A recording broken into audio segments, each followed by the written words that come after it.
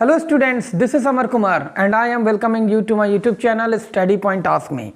Today I am here with the second part of my video, the revolt of 1857. In my last video, I had given an introduction chapter or introduction video about the revolt of 1857, and now today I am moving ahead with the causes of the revolt of 1857। आज मैं आप लोगों को revolt of 1857 के कारणों के बारे में बताऊंगा। वो कौन कौन से कारण थे जिस वजह से एक इतना बड़ा रिवोल्ट जो है वो काउज हुआ 1857 के अराउंड में, है ना। There was so many causes like political causes, social causes, economical causes, administrative factor and so on. So let's start students. I will go one by one, I will touch each and every topic. So I just want to say you that please continue watch these videos or my past videos to get some knowledge or information about the other important factors, important contents. So let's start students. Today I am here with the causes of revolt. Revolt of 1857 के causes में आज आपके सामने लेकर आया हूं। The first point is the political cause. What were the political cause behind the revolt of 1857? तो first point इसमें हम देखते हैं, many princely states were annexed by using the doctrine of lapse. बहुत सारे छोटे छोटे प्रिंसली स्टेट्स थे, उनमें से कई प्रिंसली स्टेट्स को डॉक्ट्रिन ऑफ लैप्स के पॉलिसी के थ्रू, है ना, उनको अनेक्स कर लिया गया, उनको, है ना, कब्जा लिया गया, उनको अपने कंट्रोल में कर लिया गया ब्रिटिश के द्वारा। उन्हीं में से एग्जाम्पल के तौर पर आप ले सकते हो सतारा, इट वॉज अनेक्स्ड इन 1848, और फिर झांसी, इसको अनेक्स किया गया था 1854 में by the governor general Lord Dalhousie. ठीक है, तो ये आप एक कंटेंट देखा, ये एक पॉलिटिकल काउज था। ठीक है, सेकेंड पॉइंट हम इसमें देखेंगे पॉलिटिकल काउज में, तो Awadh was annexed under an excuse that Nawab Wajid Ali Shah was mismanaging the state. अब अवध का रीजन जो है वो अंग्रेजों ने यह कह करके अपने अंडर में ले लिया, कंट्रोल में ले लिया कि वहाँ के जो नवाब थे वाजिद अली शाह, उनको सही रूप से एडमिनिस्ट्रेशन करने नहीं आ रहा है। ठीक है, जैसे मैंने अपने पिछले वीडियो में भी बताया था कि अंग्रेजों का जब उनका जो ट्रेडिंग सिस्टम जो था वो जब सक्सेस हो गया तो उन्होंने फैसला किया कि वो अब यहाँ पर रह कर के रूल करेंगे। तो रूल करने के लिए उन्होंने यहाँ के टेरिटरीज को एनेक्स करने के लिए, उसको कैप्चर करने, उसको कब्जाने के लिए अलग अलग तरह के पॉलिसीज को, है ना, अपनाना शुरू किया। एक षड्यंत्र रचा गया जिसमें अलग अलग तरह के पॉइंट्स, पॉलिसीज दिखा करके हम उस टेरिटरीज को क्या कर लेंगे, है ना, कब्जा लेंगे। उसमें मैंने आपको पिछले वीडियो में सब्सिडरी अलायंस भी बताया था। सब्सिडरी अलायंस के दौरान में क्या था कि अगर आप कहीं रूल कर रहे हैं तो आप एज अ रूलर वहाँ आप रहिए, लेकिन you have to pay some amount as a tax. ठीक है, फिर अगर कहीं युद्ध होता है तो युद्ध में आपको हमें सेना भी देना होगा। फिर doctrine of lapse, doctrine of lapse में मैंने आपको बताया था कि suppose that if there is any territory और वहाँ का कोई रूलर है और उसका अपना खुद का कोई वारिश नहीं है, है ना, नेचुरल हेयर नहीं है, तो वो टेरिटरी जो है वो ऑटोमेटिकली अंग्रेज अपने अंदर, है ना, अपने कंट्रोल में कर लेंगे।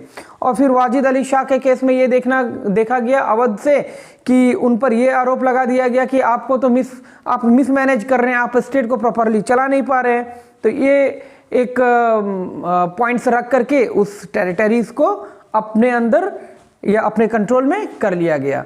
अब ये तो थे पॉलिटिकल काउजेज। अब हम आगे देखेंगे economical causes of 1857 revolt. Now moving ahead to the economical cause. तो इकोनॉमिकल काउज में पहला पॉइंट हम लोग देखेंगे impact on the traditional industries. जो यहाँ परंपरागत रूप से जो पहले लघु उद्योग चल रहा था, जो यहाँ के इंडियंस जो है वो इंडस्ट्रीज को रन कर रहे थे, उस पर इसका इम्पैक्ट पड़ा। The British aimed to make India as a consumer of British goods, leading to the collapse of the industries like the textiles, metal work, glass and paper. अब देखिए, बात हुआ ऐसा कि जो यहाँ से रॉ मटेरियल लेकर के जब अंग्रेज जाते थे इंग्लैंड में, और वहाँ अब इंग्लैंड में जा कर के वहाँ जो अपने इंडस्ट्रीज़ में जब उसको मैन्युफैक्चर करते थे, तो मैन्युफैक्चर करके वो फिर लाते थे कहाँ, इंडियन मार्केट में।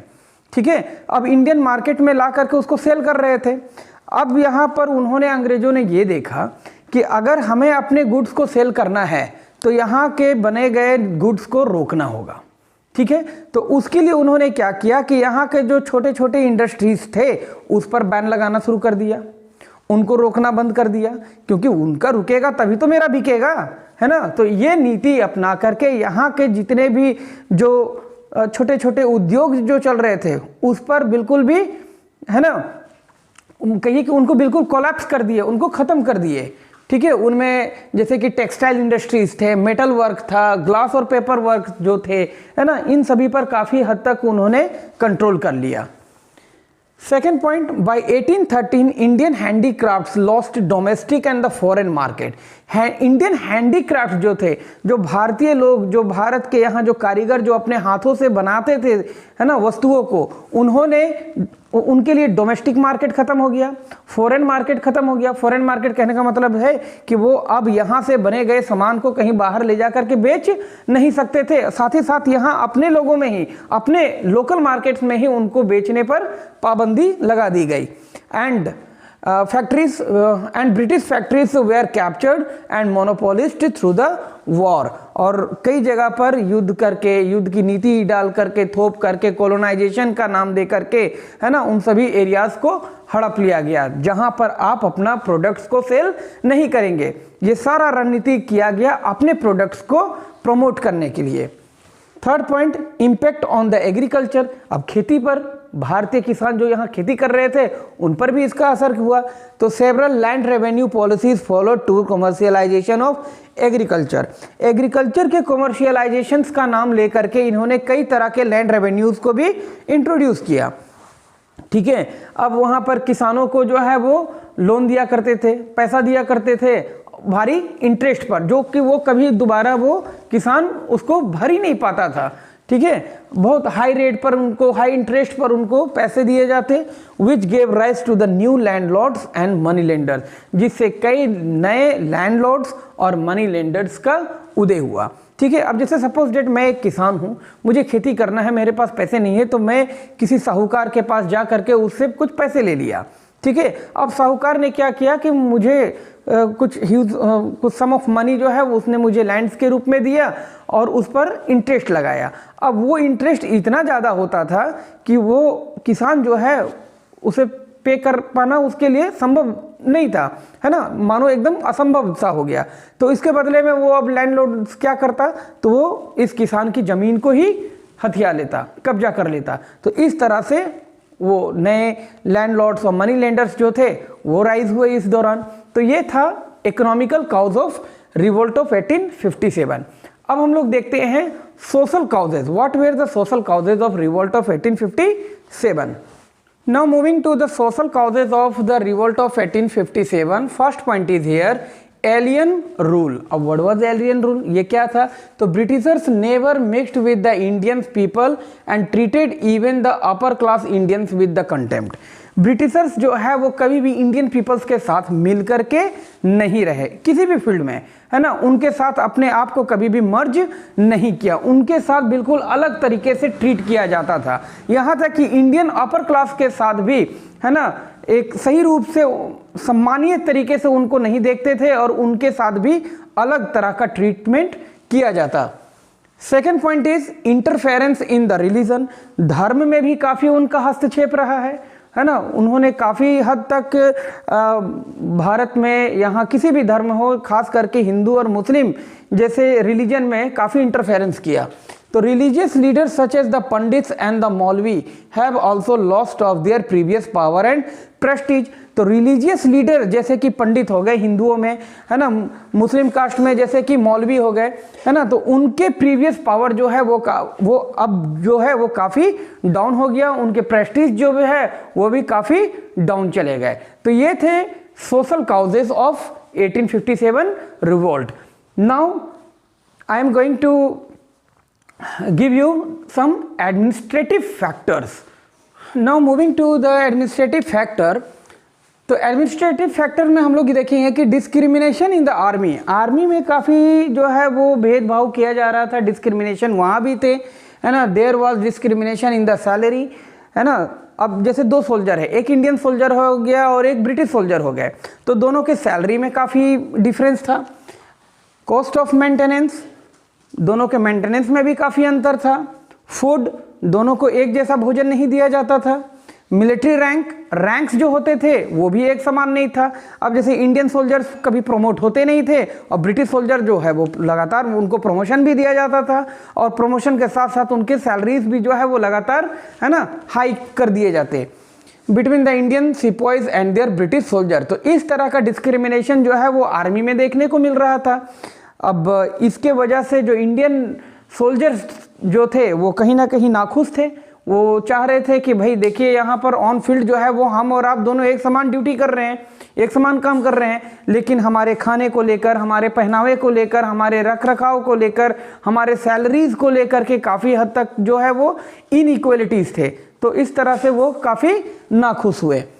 Indians were deprived of the higher post which were primarily taken by the British। अब जैसे मैं अभी बताया कि जो हायर पोस्ट जो थे वो इंडियन सोल्जर्स को नहीं दिया जाता था, इंडियन सोल्जर्स को कभी प्रमोट नहीं किया जाता था। वो एक सैनिक के रूप में बहाल हुए और सैनिक के रूप में ही रिटायर होकर के आउट हो गए, ठीक है। लेकिन ब्रिटिशर्स जो थे वो सैनिक के रूप में बहाल होते थे, फिर उनको, है ना, हवलदार, जमदार, सूबेदार, इस तरह से उनको हाई पोस्ट पर, है ना, लगातार उनको प्रमोट किया जाता था, जो कि ऐसा इंडियन सोल्जर्स के साथ नहीं था। तो ये तो हुए एडमिनिस्ट्रेटिव फैक्टर्स। अब मैं आप लोगों को बताऊंगा कि जो एकदम से इमीडिएट कॉज जो था रिवोल्ट का वो क्या था। Now moving ahead, I am now dealing with the immediate cause of the revolt of 1857. So first point is here, cartridges of the new Enfield rifles which had recently been introduced in the army।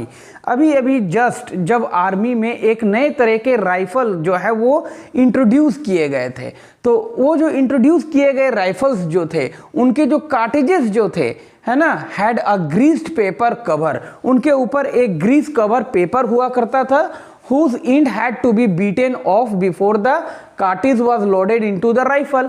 अब उस cartridge को rifle में load करने से पहले उसे दांत से जो है वो क्या करना पड़ता था, है ना, हटाना पड़ता था, काट करके उसको हटाना पड़ता था।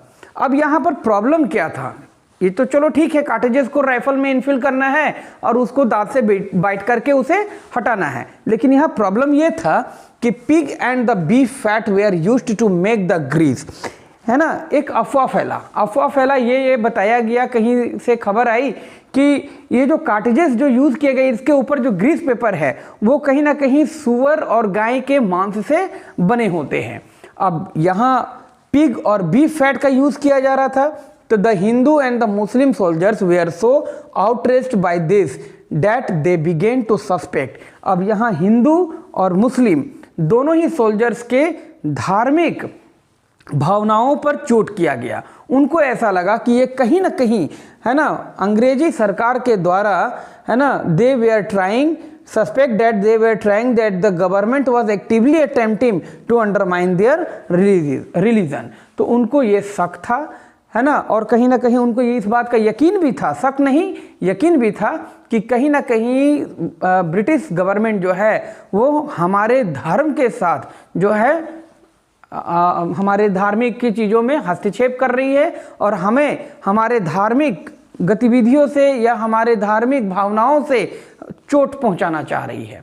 तो ये था एक पूरा इंसिडेंट जिस पर मंगल पांडे, आपको याद होगा, मैं आगे आने वाले वीडियोस में मैं फिर बताऊंगा आपको।